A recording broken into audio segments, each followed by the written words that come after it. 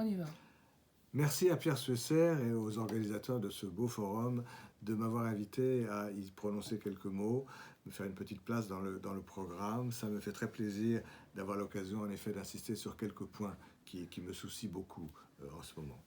La politique de l'enfance ne passe évidemment pas que par la pédopsychiatrie, mais ce qui se passe pour la pédopsychiatrie renseigne tout de même sur l'investissement qui est fait par un pays des enfants en difficulté.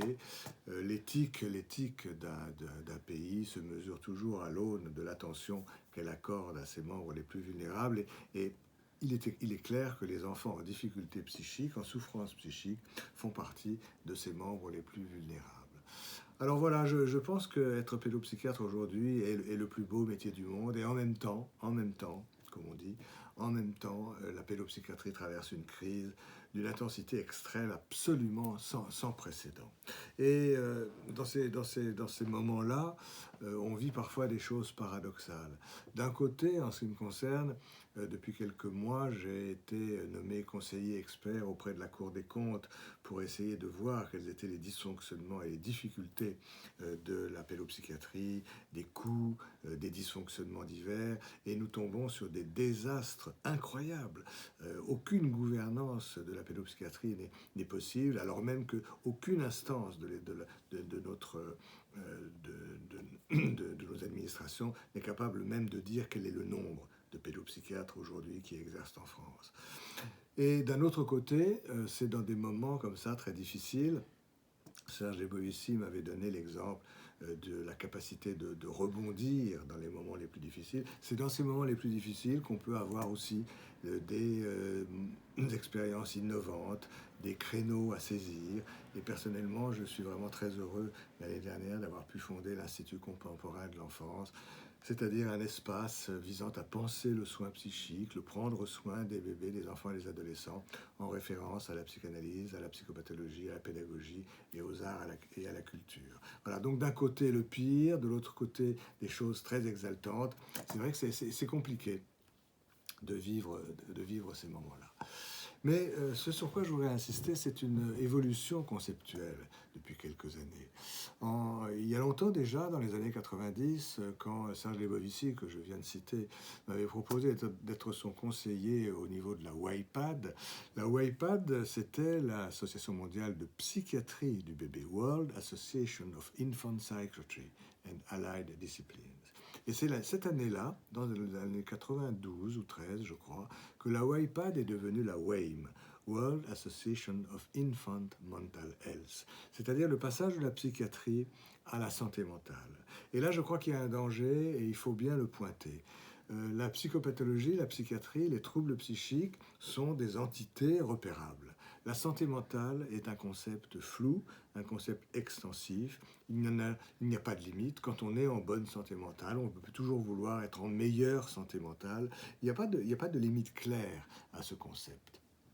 Et pour parler de cette association, la WIPAD, qui est devenue la WAME, autant la WIPAD était une société savante, assez centrée sur l'intrapsychique, la psychopathologie, la psychodynamique, et assez sophistiquée. Autant la WIPAD est devenue une association assez molle, centrée sur l'interpersonnel et les bonnes actions un petit peu générales. Voilà, donc le passage de la psychopathologie à la santé mentale est un moment important dans l'histoire. Aujourd'hui, on est dans un véritable désastre. Il y a différentes raisons certainement à avancer. On pourrait dire que dans les années 60, c'était les 3 S, la souffrance psychique, le secteur et la notion de sujet. Tout ça, c'est un petit peu affadi.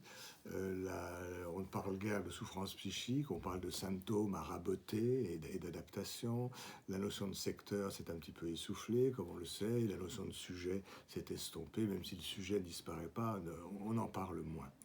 Mais il y a d'autres raisons, il y a des raisons économiques, la pression des lobbying pharmaceutiques en particulier, qui rabotent absolument la pensée et la créativité thérapeutique. Et puis enfin, un masochisme sans doute de la pensée. La pensée me semble parfois avoir horreur d'elle-même et s'attaque à elle-même et s'attaque à ce que nous avons au fond de plus précieux. psychopathologie, psychiatrie, santé mentale, individuelle. Et aujourd'hui, et c'est le dernier point sur lequel je voudrais insister, la santé mentale n'est même plus considérée au niveau individuel. Dans certains pays se développe le concept de politique d'activation en santé mentale infanto-juvénile. Et là, on a vraiment le pire du pire de l'impact du néolibéralisme sur la pédopsychiatrie. Et certes, il n'y a pas de pédopsychiatrie de droite et de pédopsychiatrie de gauche, ça se saurait. Mais la pédopsychiatrie n'est pas une science exacte. La pédopsychiatrie n'est pas équivalente aux mathématiques, par exemple. Elle se développe dans un contexte. Et si nous ne faisons pas attention au contexte dans lequel notre discipline se développe, nous risquons d'être influencés par ce contexte sans même s'en rendre compte. Et le néolibéralisme a des effets ravageurs, puisque maintenant la santé mentale se définit au niveau collectif, est en bonne santé mentale un groupe de sujets qui sont de bons consommateurs et de bons producteurs. Voilà. Alors je pense personnellement que s'occuper des enfants, s'occuper de leur avenir psychique, ne doit absolument passer par un maintien de la psychopathologie, des psychopathologies.